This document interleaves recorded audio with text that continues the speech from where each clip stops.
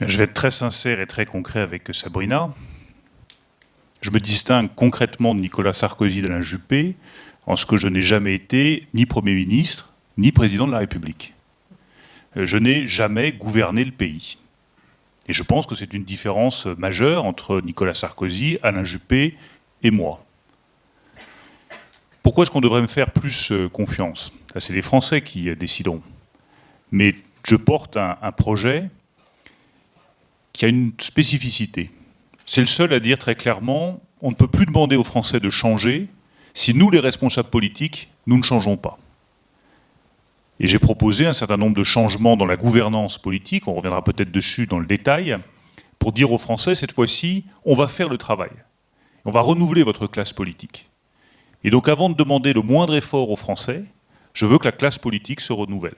Avec le non-cumul dans le temps, la démission de la fonction publique pour les hauts fonctionnaires qui font de la politique, la réduction du nombre de députés, la réduction du nombre de sénateurs, tout ce qui permettra de renouveler la classe politique et que je proposerai par référendum en juin 2017. Ensuite, j'ai identifié deux autres facteurs de blocage. La classe politique, pour moi, c'est le premier facteur de blocage du pays. Et donc, si vous ne la changez pas, il n'y aura aucun changement dans le pays. Le deuxième facteur de blocage, ce sont les syndicats. Et je crois aussi avoir été l'un des seuls à dire aussi clairement que je ne négocierai pas avec les syndicats. Pas parce que je ne crois pas au dialogue social. Je crois profondément au dialogue social. Mais je pense qu'aujourd'hui, le syndicalisme rime davantage avec engagement politique qu'avec défense des salariés. Et que ça ne sert à rien de négocier sur un projet qui a déjà été acté par les Français. Si les Français retiennent toutes les propositions que je fais sur la fiscalité, sur la dégressivité des allocations du chômage, sur la refonte de l'État, sur la refondation de notre système d'éducation nationale, comment voulez-vous qu'ils comprennent que sitôt arrivé au pouvoir, la première chose que vous faites, au lieu de décider, c'est de négocier. Donc il n'est pas question pour moi de négocier, on peut discuter, on peut échanger, toutes les idées sont bonnes à prendre, mais il faudra décider et décider vite. Et dans ces décisions, il faudra refonder un dialogue social sur une autre base que celle sur laquelle nous vivons, qui est en gros la base de 1946.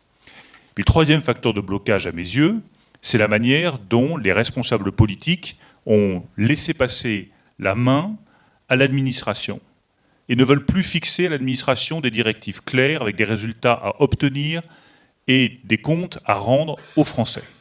Je veux que la politique reprenne la main sur l'administration en lui fixant des objectifs clairs, chiffrés, sur la réduction des dépenses, sur la réduction du nombre d'emplois publics. Et c'est à cette aune-là que seront jugés les directeurs d'administration centrale, les responsables de l'administration dans notre pays.